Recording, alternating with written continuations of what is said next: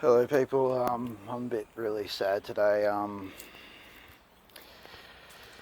didn't even knew he actually passed away. The news didn't really cover it here. In Australia.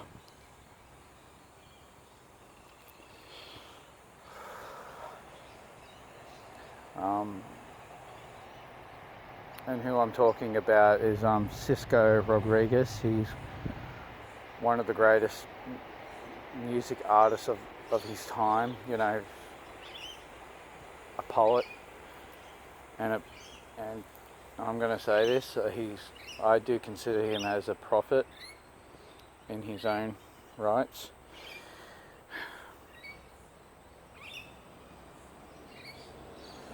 I'm not going to cry on this because I already cried already. I'm still in absolute shock.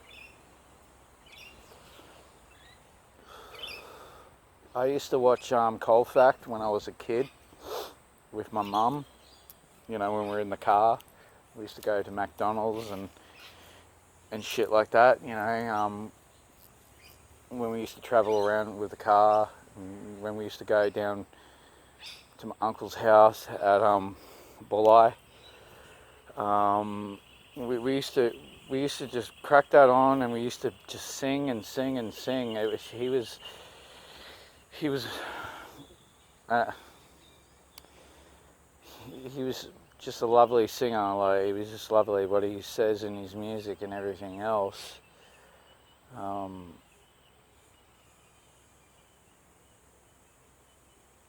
He died about 6 months ago back.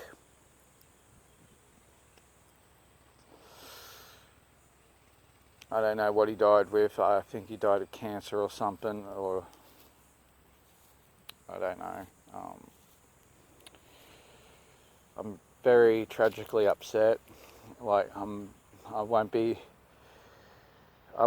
feeling well for the next couple of weeks about all this, because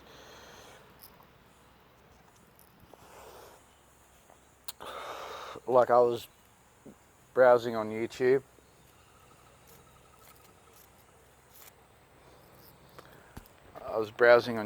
And I just found out he died about 6 months ago back. He was 81 years old. He died last year.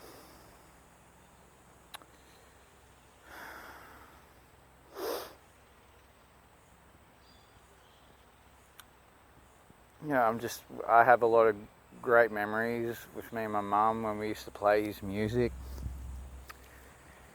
on the old cassette tape. I think we had practically we had it on CD and cassette, because our cars didn't have CDs back then, but we had a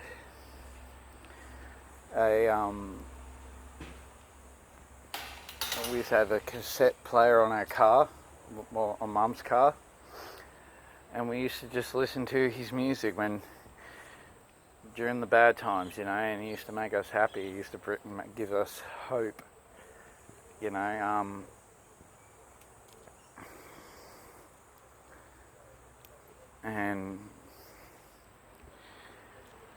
just last night we were watching Searching for Sugar Man, the movie based on him. Like, it's a great movie. I agree for people to go and watch that. It's really a good movie. It tells the story about how popular he was in South America and everything else.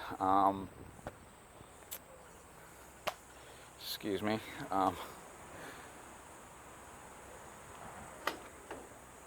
just very lost for words. I'm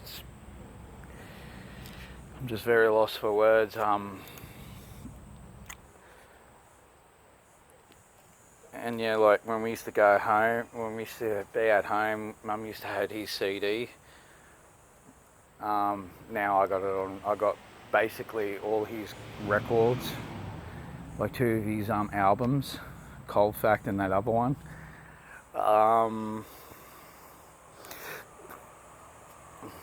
And they were not very. His music was not very that popular in America, and he kind of like not gived up on music. He just, chose the simple life of being a worker and everything else. And he was not a greedy person. He just seemed like he didn't really want the fame, but he was very humble about how famous he was in different parts of the world. Excuse me again.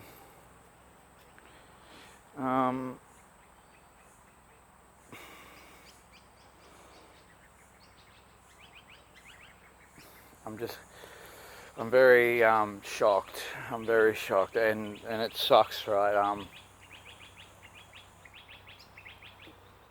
The news didn't really cover it back then, like, didn't really knew. It took me a month, 6 months later, to actually knew about this. He was just a beautiful artist of a man. Like, I'm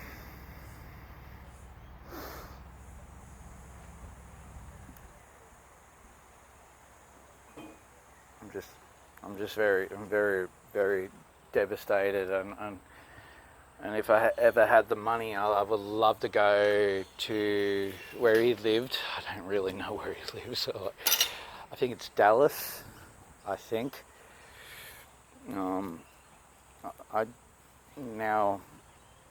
It just feels like my dreams have been basically crushed when he died. Nothing wrong,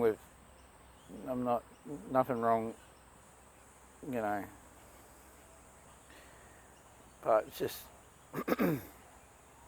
maybe if I can go over there, maybe I can get his daughters to sign my records, in loving memory of my father, their father, and all that. I grew up as a wee child. I grew up with his music mostly my whole life, and it's a bit of a rivalry, like who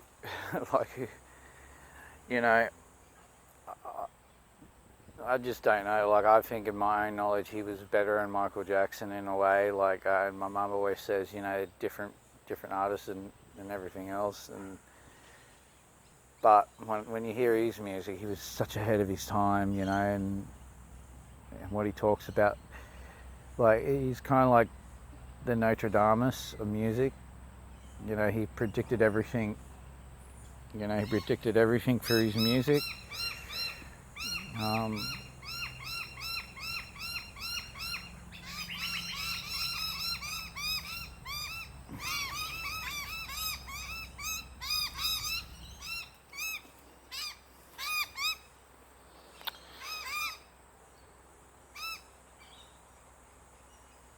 I'm just very lost for words.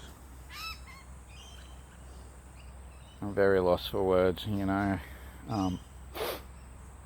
I cried like when Michael Jackson died. I'll probably be crying for the next couple of weeks over all this. He was kind of like a person who I looked up to, through my years, through his music.